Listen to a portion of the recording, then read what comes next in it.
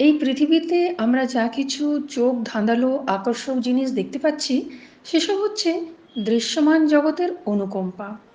আমরা মনে করি এগুলোই হচ্ছে অতুলনীয় চমৎকার। এর চেয়ে বেশি এই পৃথিবীতে যেন আর কিছুই নেই। আমরা দিনরাত এই দৃশ্যমান অদ্ভুত জগৎটিকে দেখেই মেতে উঠি, কিন্তু আমাদের কল্পনার পারেও এক অদৃশ্যমান জগৎ আছে, যার বিষয়ে সহজে কিছু জানা বিস্ময়কর মনে হয়। একে এই দৃশ্যমান জগতের ভারের ঠেলা সামলাতে পারা যায় না, তো তাই স্বপ্নের মতো সেই সূক্ষ্ম জগৎকেই বা কেউ খুঁজবে কেন? কখন মনে হয় যাকে দেখতে পাই না তাকে নিয়ে আবার মাথা ঘামাই বা কেন? কিন্তু আপনারা জেনে আশ্চর্য পড়ে যাবেন, কি আমরা যে সূক্ষ্ম জগৎকে জানতে চাই, পেতে চাই, তারা কিন্তু আমাদের চারপাশেই ঘোরাঘুরি করে, তাকিয়ে থাকে, আর সাধকের সাথে যোগাযোগ করতে চায়, করবার চেষ্টাও করে, আর অনেক সময় করেও থাকে। আর এটাও আমাদেরকে মেনে নিতে হবে যে এক সাধকের কী ক্ষমতা যে এই ধরনের সূক্ষ্ম জগতের, অদৃশ্য জগতের শক্তিদেরকে সে খুঁজবে। কিন্তু এখানে আশ্চর্যের কথা, কি তারাই বরং সাধকের উপর দৃষ্টি রেখে তার সাথে যোগাযোগ করতে চায়, আর করেও। যদি সাধকের সাধনা দেখে তারা সন্তুষ্ট হলেন, আর যদি সাধকের মনকে তারা বুঝে গেলেন, ভেবে নিন, তাহলে কিন্তু সে বা তারা অর্থাৎ শক্তিরা সেই সাধকের দাস হয়ে গেল, এক ভালো বন্ধু হয়ে গেল। সেসব সূক্ষ্ম শক্তিকে ধ্যানে বুঝতে হলে সাধকের মনকে কিছুক্ষণের জন্য খালি রাখতে হবে। সাধকের তো জীবনে নানান রকমের কাজ রয়েছে, তাই জন্যে তারা বিজিও থাকে, কিন্তু তার মধ্যেও কিছু সময় বের করে শান্ত হয়ে বসে মন খালি করে কেবল সেসব সূক্ষ্ম শক্তিদের কথা ভাবতে হবে, শূন্যে উঠে ভাবতে হবে। যদি কোনো বিশেষ প্রশ্ন রয়েছে, তো মনে মনে বারংবার সে কথা চিন্তা করতে হবে। কিছুক্ষণের মধ্যেই সাধক তার উত্তর কোনো সংকেতের মাধ্যমে অবশ্যই পেয়ে যাবে। এই ব্রহ্মাণ্ডে যেসব সূক্ষ্ম শক্তিরা আছে, তারা প্রায় প্রায় সকলেই নিজের নিজের ভক্তকে খোঁজে বা হিতৈষীকে পেতে চায়। তাহলে কিন্তু সাধকের সাথে সে বা তারা অর্থাৎ সূক্ষ্ম শক্তিরা যোগাযোগ করবেই বা কীভাবে? সাধককে বেশি কিছু এর জন্যে করতে নেই, ব্যাস নিষ্ঠার সাথে একাগ্র মন নিয়ে তাদের খুঁজতে হয়। সে ঈশ্বর হোক বা কোনো দেবী দেবতা হোক, পরী, অপ্সরা, কিন্নর হোক বা গন্ধর্ব হোক, কিছুও হতে পারে। এই সব শক্তিদের সাক্ষাৎ পেতে বা তাদের কোনো রকমের সহযোগিতা পেতে সাধককে হয়তো কোনো পুজো আরাধনা করতে হতে পারে, আবার হয়তো পরী, অপ্সরা, কিন্নরদের, গন্ধর্বদের আহ্বানও সে করতে পারে। কিন্তু আমার অনুভব এই বলে যে ম্যাক্সিমাম সময়তে এই দিব্য শক্তিরা হোক, কি রুহানি শক্তি হোক বা পরী অপ্সরারাই হোক না কেন, এরা কিন্তু নিজেরাই সাধককে খুঁজে বের করে নেয়, সাধকের কাছে আসে, যেভাবেই হোক না কেন তারা সম্পর্ক স্থাপিত করবেই।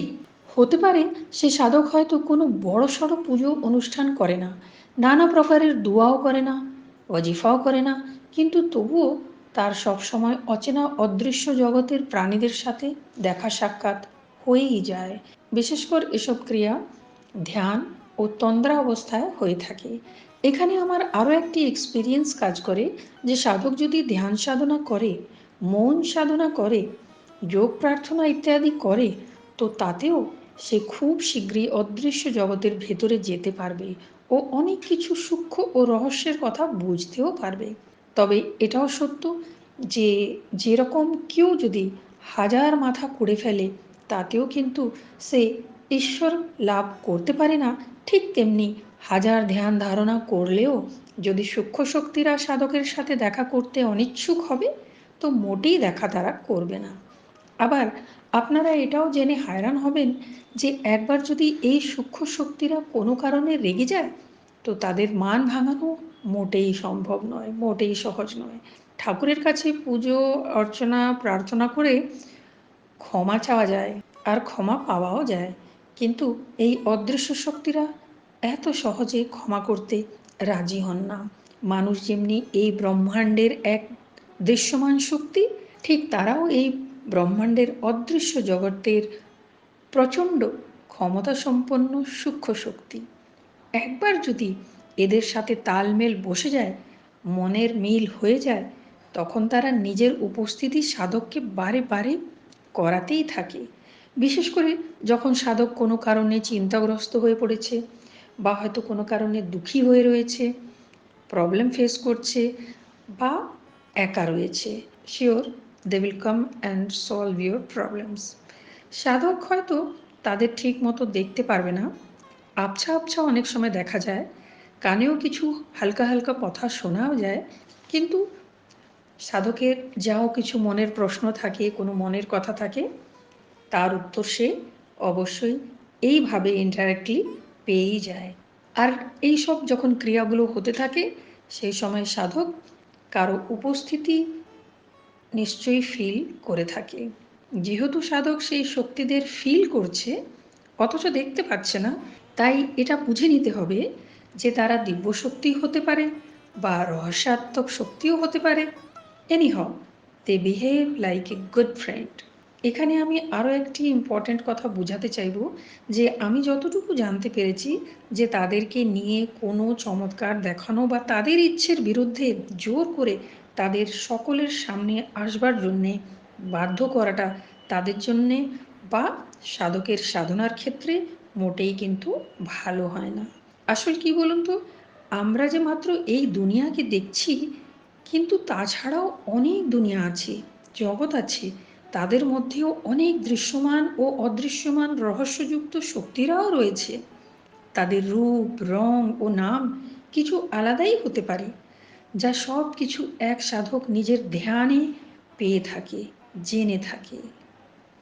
বন্ধুরা, আশা করব এই অদৃশ্য জগতের, এই সূক্ষ্ম জগতের যে কথাগুলো আমি আপনাদেরকে জানালাম নিশ্চয়ই ভালো লেগেছে। তাহলে আজ এই পর্যন্ত। আপনারা সকলে ভালো থাকুন। জয় রঘুনাথজি।